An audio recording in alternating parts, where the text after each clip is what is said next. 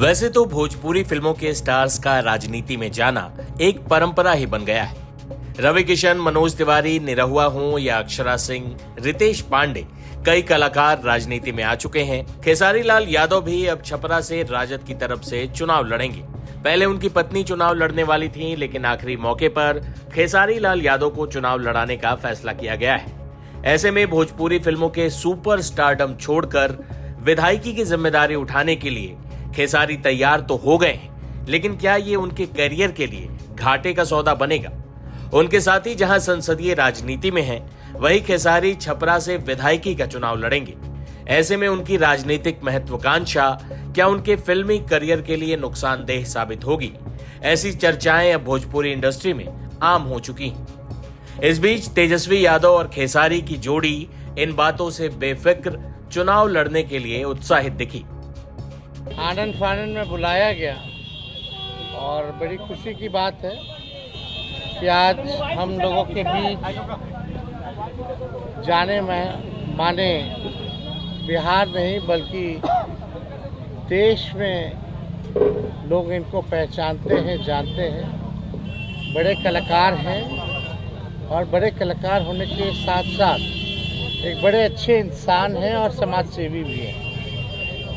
तो आज आप सब लोगों को हम बताते हैं, प्रदेश अध्यक्ष जी के नेतृत्व में, अब्दुल बारी सिद्दीकी साहब जी के नेतृत्व में, पाटलिपुत्रा सांसद निशा जी भी यहाँ हैं, लालू जी राष्ट्रीय अध्यक्ष जी से इन्होंने आशीर्वाद लिया है और ये आज पार्टी जो है ज्वाइन कर रहे हैं और साथ में हम लोगों की भाभी भी यहाँ उपस्थित है। ये भी पार्टी की सदस्यता जो है ले रहे हैं और बाकी हम चाहेंगे कि खेसारी जी जो हैं आप लोगों के समक्ष जो है अपनी बात को रखें। और भैया को और हमारी दीदी को, अध्यक्ष साहब, हमारे अब्दुल बारी सिद्दीकी चाचा जी, तो सबका प्यार और हमारे सबसे हाँ हमारे अभी भी यहाँ हैं जो कि हम लोगों के बड़े भाई हैं, उन्हीं के जीजा हैं, तो हमारे भी जीजा ही हुए। और हमारे चाचा माने उनका प्यार मैं ही नहीं बल्कि शुरू से के विचारधारा में रहा हूँ, मैं उस परिवार का हिस्सा रहा हूँ और कोशिश भी यही रहती है कि इस परिवार का हिस्सा बन के मैं जैसे उन्होंने पूरी दुनिया को एक करके हमारी ताकत बने, उसी तरह हम पूरी दुनिया को एक ताकत की तरफ ले जाएं और अपनी पावर, अपनी क्षमता से, अपने हुनर से, अपने विचारधारा से दुनिया को एक अलग दिशा दें। जो चीज़ें हमारे बीच में अभी तक हम अधूरे हैं, मैं हमेशा कोशिश यही रहा है कि जिस तरह मैं मुंबई शहर में रह के अपने बच्चों का परवरिश कर रहा हूँ, अच्छे स्कूल दे रहा हूँ, अच्छे अस्पताल दे रहा हूँ, उसी तरह हमारे बिहार के बच्चों का भी भविष्य हमारे बच्चों की तरह तय हो और हमारे बच्चों को बाहर गांव ना जाना पड़े। और उस विचारधारा में हमेशा भैया आगे रहे हैं और आप लोगों ने 17 महीने में इनका कारनामा देख ही लिया था। तो एक बार बदलने की ज़रूरत है और उस बदलाव में मैं थोड़ा सा एक मेरा भी हिस्सा हो और मैं उस सरकार को बदलने में और एक अलग दिशा में ले जाने में और एक बेहतर सरकार बनाने में एक मेरा योगदान हो, उसी के लिए मैं भी जुड़ा हूँ भैया से। और आज से नहीं, आज तो मैं आप लोगों के सामने पब्लिकली हुआ, बट मैं हृदय से और दिल से हमेशा से मैं इस परिवार का हिस्सा रहा हूँ और हिस्सा ही नहीं बल्कि एक परिवार का बेटा भी हूँ। मैं एक छोटा बेटा की तरह हमेशा प्रयास रहा हूँ और चाचा का आशीर्वाद हमेशा मुझे मिला है, राबड़ी माता का आशीर्वाद मिला है, दीदी का मिला है, भैया का मिला है, बल्कि इस समाज की और इस परिवार से जो मुझे प्यार मिला है, शायद वो मुझे बाकी जगह मिले या ना मिले उससे मुझे कोई फ़र्क भी नहीं पड़ता। बट मैं हमेशा प्रयास करता हूँ कि एक बेहतर दिशा में जो चीज़ें चल रही है, आज आप सब लोग बदलाव चाहते हैं, मैं ही नहीं, मुझे लगता है कि पूरा बिहार बदलाव चाहता है और उस बदलाव में एक मेरा भी योगदान हो, इसीलिए इस बदलाव के साथ मैं भी जुड़ना है। देखिए एक मिनट, जैसा इन्होंने कहा कि कोई एमएलए मुख्यमंत्री और सरकार बनाने की बात नहीं है, बल्कि हम लोगों को बिहार बनाने का काम करना है और हम लोग नए सोच के हैं, नया बिहार बनाना है।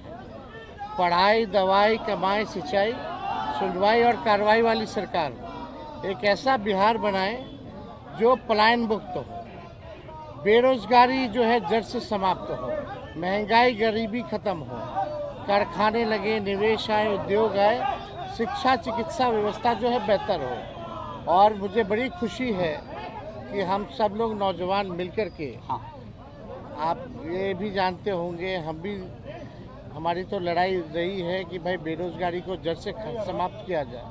17 महीने 5 लाख नौकरी दिया गया, 3.5 लाख नौकरी प्रक्रियाधीन कराया गया, 4.5 लाख नियोजित शिक्षकों को राजकीय कर्मी का दर्जा दिया गया। अब हम लोगों का एक सपना है कि बिहार से बेरोजगारी खत्म हो, और हमने जैसा आप सब लोगों के सामने कहा है कि हमारा संकल्प है, हमारा प्रण है, और हमने लोगों से वादा किया है, और हमने पहले भी कहा है, तेजस्वी की उम्र कच्ची हो सकती है पर जुबान पक्की है। जो कहा है वो किया है, जो कह रहे हैं वो करेंगे, और हम सब लोग मिलकर के नया सरकार तो बनाएंगे ही बनाएंगे। और 14 नवंबर के बाद से हम आपको बता दें कि 20 दिनों के अंदर एक कानून बनाया जाएगा, और वो कानून ये होगा जो हमने पहले भी कहा था, जिस परिवार में सरकारी नौकरी नहीं है बिहार में, उस परिवार को एक सरकारी नौकरी हम लोग दिलाने का काम करेंगे। ये हम लोगों का संकल्प है, और इसको सरकार बनते ही 20 महीने में जो है हम लोग जो है पूरा करने का काम करेंगे। तो कोई सवाल है तो पूछ सकते हैं। जी, कल आपने कहा कि अभी तक चुनाव लड़ने की बात नहीं हुई है, हमारी पत्नी नहीं बोली है। क्या हुआ कि एक दिन में पत्नी मान गई, और फिर आज आप मीडिया के सामने आकर कह रहे हैं मना रहे थे? नहीं, देखिए, जहाँ तक बात है, मैं पत्नी को जितना समझता हूँ उतना ही ये भी मुझे समझती है। इनको भी पता है कि ये मेरे साथ छठ तो मना लेती हैं, बट बिहार की बहुत ऐसी औरतें हैं जो अपने पति के साथ छठ तक नहीं मना पाती हैं, दिवाली तक नहीं मना पाती हैं, होली तक नहीं खेल पाती है। तो मैंने इनसे बोला कि बिहार बदलाव की तरफ जा रहा है। हम चाहते हैं कि हमारे यहाँ के माता बहन बेटी 24 घंटा अपने पति की सेवा करे, और 24 घंटा अपने परिवार के साथ वो पति रहे, वो इंसान रहे। तो ये तभी संभव है जब हमारे यहाँ रोजगार होगा। तो उस बेरोजगारी को ख़त्म करने के लिए मैं आपको आगे करना चाहता हूँ। तब इन्होंने उस बात को समझा, और उसके बाद हम लोग आए हैं, और प्रयास है कि हर वो महिला, हर वो बेटी, हर वो बहन, हर वो भाई, हर वो बेटा अपने पिता के साथ रहे, हर वो बहन अपने पति के साथ रहे, हर वो भाभी अपने भाई के साथ रहे। तो मेरी ये प्रयास है कि आजीवन जिस तरह बाकी शहरों में लोग अपने पति पत्नी के साथ, अपने परिवार के साथ, अपने माँ बाप के साथ रह के और खुशियों के त्यौहार में रहते हैं, उसी तरह हमारा बिहार भी कोई जाए ना, गुजरात के लोग यहाँ आकर काम करे, कलकत्ता के लोग यहाँ आकर काम करे, दिल्ली के लोग यहाँ आकर रोजगार करे। हम यही चाहते हैं, और इस संवाद के साथ आप सबको दे। चुनाव आप लड़िएगा या पत्नी लड़ेगी? चुनाव आप लड़िएगा या पत्नी लड़ेंगी आपकी? ये लड़े चाहे मैं लड़े, अर्धांगिनी है ना, एक ही बात है। देखिए, जीवन में पति पत्नी का जो प्रेम होता है ना, वो दुनिया में उससे बड़ा प्रेम नहीं है। माँ बाप के बाद अगर कोई संभालता है किसी बच्चे को, वो आपकी अर्धांगिनी ही होती है। तो मैं लड़ूं या ये लड़े, बात एक ही है। आरजेडी आपने क्यों चुना? आरजेडी बता तो दिए सर, एक ही चीज, जहाँ बदलाव होता है वहीं मैं रुकता हूँ, वहीं रहता हूँ। बिल्कुल, हर जगह, हर शहर में, हर जिला में जाऊँगा मैं।